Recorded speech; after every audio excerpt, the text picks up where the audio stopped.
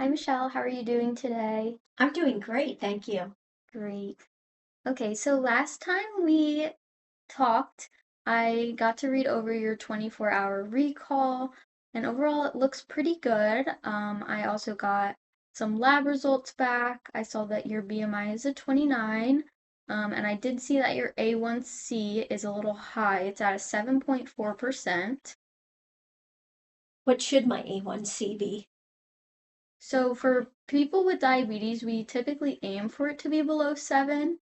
So yours being 7.4 is really not terrible. But we would like to see it overall below 7.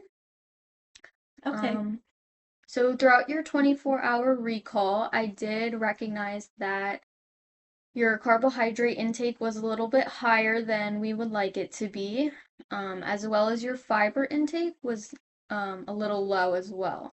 So we would like your fiber intake to be a little higher, around 25 to 30 grams per day, as well as to decrease or at least monitor the amount of carbohydrates that you're having in your daily intake, just because the carbohydrates are what really is going to spike your blood sugars. All right, so I know also last time we talked about some goals, and I did come up with some new goals for you this time. So let me know if you have any objections or you want to modify them at all.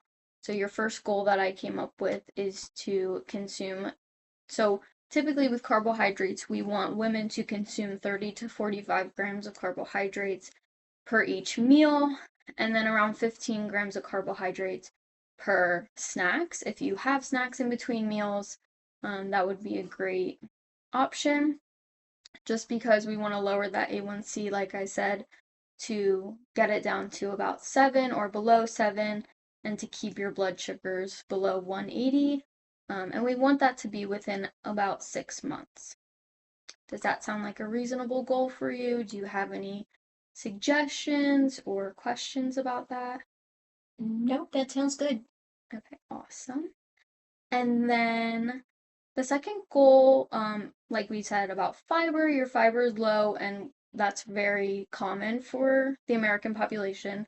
Nobody has enough fiber in their diets. Um, so the actual recommendation for fiber is 25 to 30 grams of fiber per day.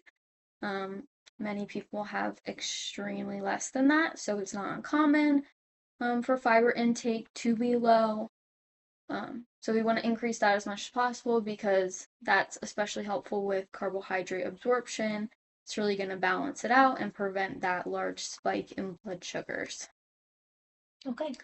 So does that sound like also something a little reasonable Yes. for you? Okay. Yes. So we're gonna include those into your diet. So I'm just gonna kind of explain a little bit about what your diet, do you know what your diet should kind of look like as a diabetic?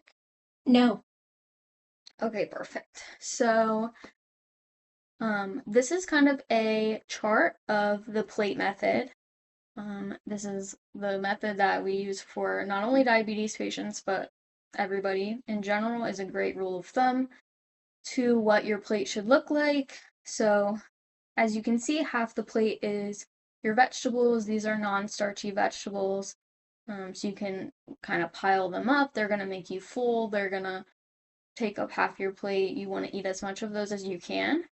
And then a quarter of your plate is going to be those starchy carbohydrates. So this is going to be like your rice, your pasta, um, things that are going to spike your blood sugar, but we want it to be only a quarter of your plate so that you still need carbohydrates. Carbohydrates are your main source of energy.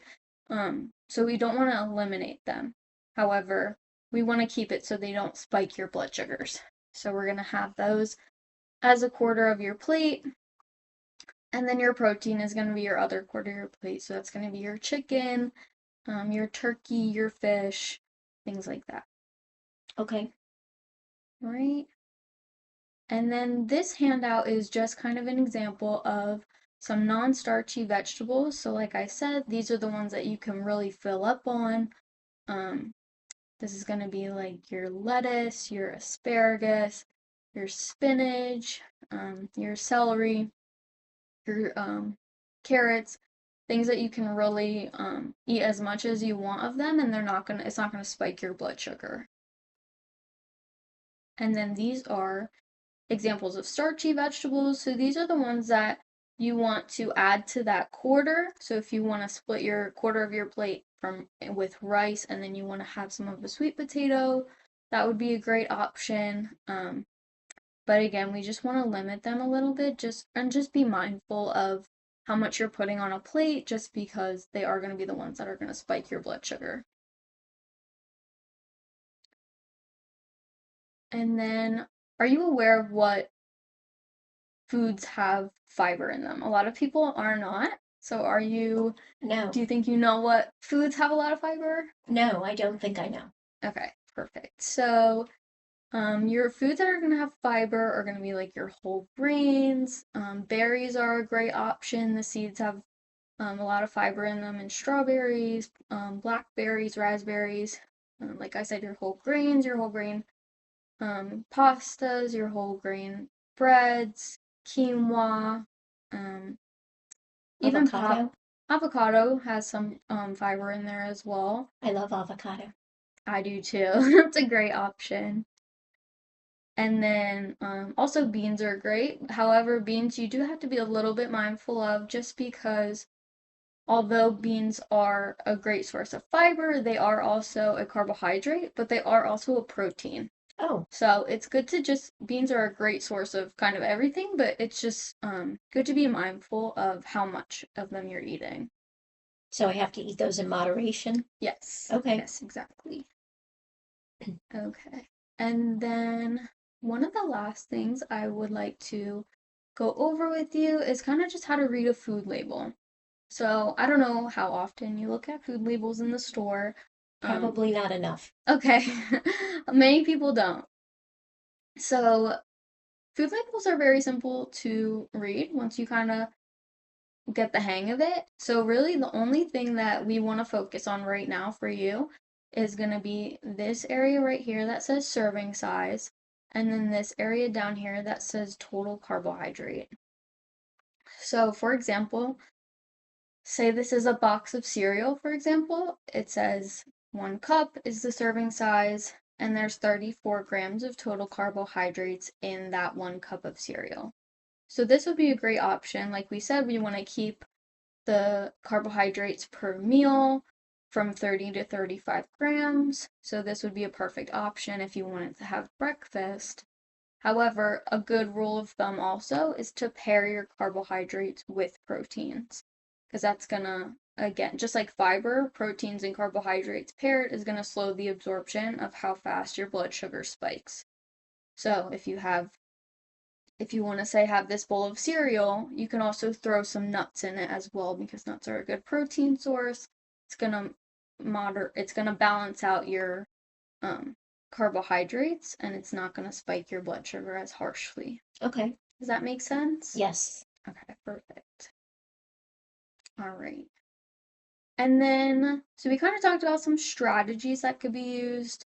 Um, being mindful of your carbohydrate intake, increasing your fiber intake.